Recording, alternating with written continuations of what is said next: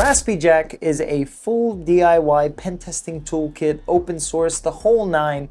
It checks off all the boxes, and it's an amazing platform built around the Raspberry Pi Zero 2W. In this video, we're not going to be going over how you can build one. We have a full build guide if you want to check it out down below in the description. Foolproof. Will teach you a lot about how you can DIY. If this is your first project, you go over SSH, go over everything when it comes to this tool.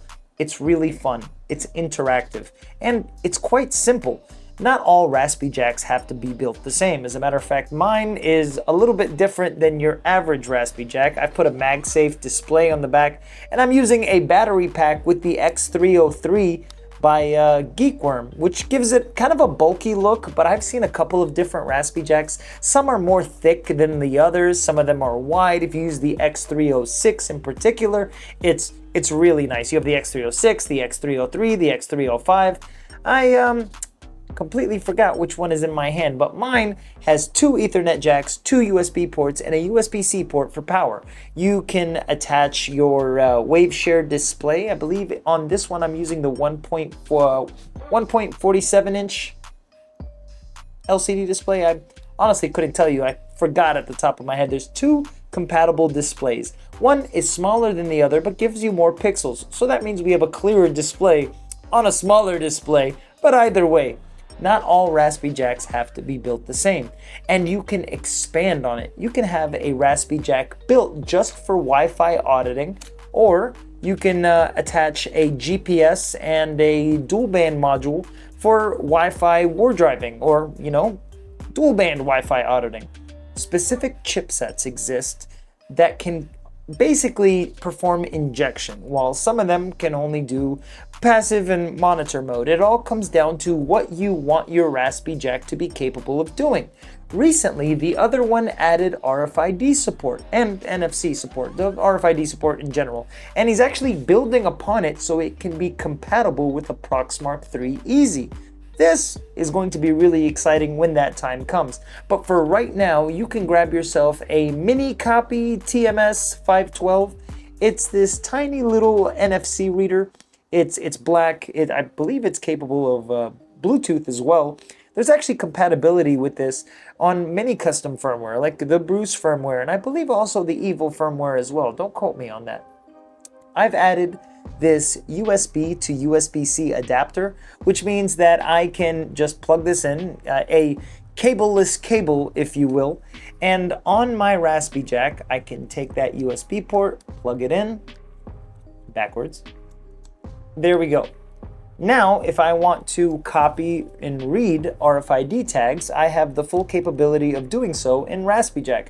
Now, because my dev board in particular, or my IO board in particular, doesn't have a designated UPS or a BMS that can power a battery, I'm using this INWI battery, and I use these INWI batteries a lot because I build a lot of things around these batteries, and they're capable of powering a Pi 5 with this USB-C cable, not through the USB or the other USB-C cable. It has to be through the designated USB-C cable, and I've had a bunch of people saying, no, it doesn't. It does.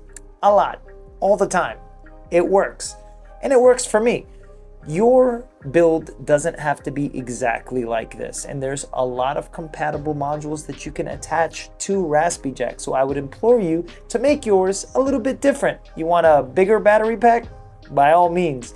There's I believe it's either the X306 or the X305. I believe maybe it's the X306. God, man.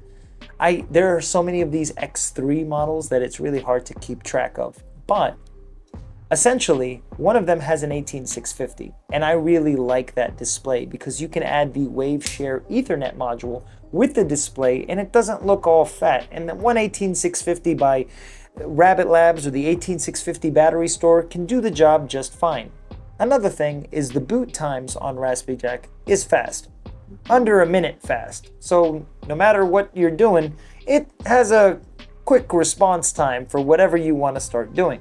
We're going to check out the new menus, show you how you can update, show you how you can use modules like this NFC module to actually get yourself going. Now here's our home menu, and the home menu is really well put together. If you look on that top right corner, that tells us if our device is connected to Wi-Fi or not.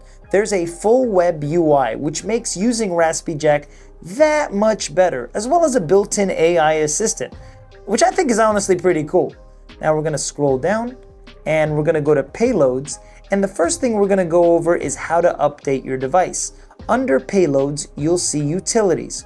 We're going to click Utilities and scroll down till you see Auto Update. We also have a brightness toggle if we want to adjust the brightness.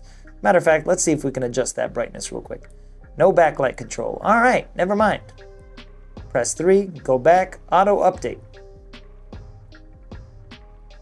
Now we're going to press key 1 and see if there's an update. Already up to date, so we're good to go.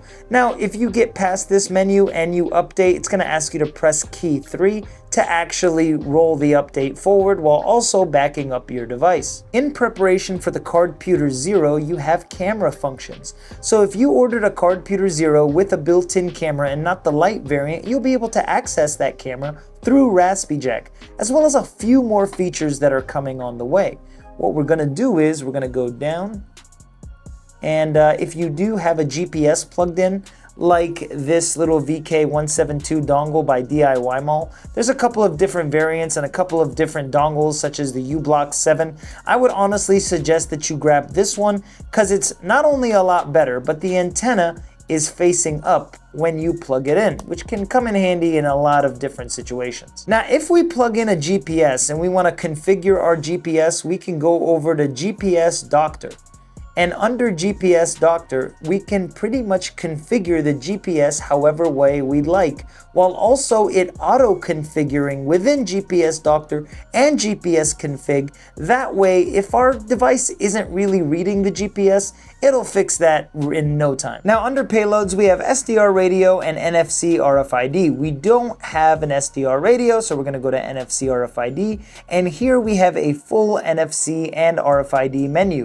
NFC Amiibo, NFC Brute Force, NFC Cloner, NFC Crack, NFC EMV, Format, Fuzzer, Hotel, Magic, NDEF Writer, Reader, Saved, Scanner, and Transport. So in this case, we're going to go to Reader and open up the menu. And here it's going to say press OK to read card. We're going to grab one of our tags right here. This should be a My Fair Classic card. Press OK. There we go. Good to go. Now we're reading our own tags here, and you can see it's going through everything that it's possibly cracked. It might take a second like it did for me, but it will at the very least read the card. But we have a full menu set that we can save, emulate, and or go back for some later recognizance. Now Betsy sent me this purple tag, and I'm not quite sure what this tag is. We can go over to NFC Reader, or we can go to the past saved cards, and let's just see what this is and press key 1. It might take a second. There we go. A My Fair Classic 1K. Now, because the TMS 512 is basically a PN 532, we're going to grab ourselves a Midwest Gadgets repeater. These giant repeaters can just boost the NFC field on any reader or writer, and this is really going to help us in situations like this. But there's also NFC stickers that we can attach to the top of the reader to really give ourselves a better and more easy to work with feel. If you want to play around with the other features in Raspyjack, there's a full feature list that can teach you a whole lot about NFC and RFID. And these readers can cost as cheap as $4 on AliExpress, and they do the job just fine. Now, what's really cool about Raspyjack is with the GPS and the appropriate dongle, whether it be a dual band or tri-band dongle, we can give ourselves dual band and tri-band war driving. There's also cluster features within Raspyjack that are actually really dope. Just make sure you have the right dongle and the right GPS dongle as well. Saying dongle that many times is insane. A good pick for those two are these two modules in particular, because they can really give you an edge to everything that you could possibly want, while giving you the features to upload directly to Wiggle, check your Wiggle stats, and WDGWars.pl. Look, I've said it once and I'll say it again. Raspyjack is such an amazing platform, and it can teach you so much, as well as the fact that it has so many features, and there's way too many to actually cover in one video. The modules are inexpensive. You want to give yourself dual band capabilities? It can cost as little as $20 for a module that you can use at any given time. And do keep in mind that there's a whole compatibility list on the GitHub page for actual injection as opposed to just passive listening while war driving. It all comes down to what you want to do. RFID capabilities, that little PN532, the TMS, it's like $4 and it can give you, although not like the most advanced features, it's pretty good for being able to read and write certain RFID tags. Compatibility with the ProxMark is coming. Well, the ProxMark 3 Easy, and that can cost as little as $23, and it's arguably one of the most essential tools that you can add when it comes to RFID education and understanding certain cards and how systems work in the realm of RFID as well as NFC. There are a lot of ways where your Raspyjack can look different from the next. I made mine completely to my liking. I wanted MagSafe capabilities at the end of the day. That way, while I'm war driving, I can just stick it to a mount and forget about it while being able to watch the dashboard or connect to it with my phone. The other one is an amazing developer, and he just finished, I believe, a talk at LAHAC again. And if you haven't seen his other work like the Evil M5 firmware, it's one of the best custom firmware that you can add to a computer and so many other devices in the M5 stack ecosystem. I love your faces. If you watched till the end, I appreciate you.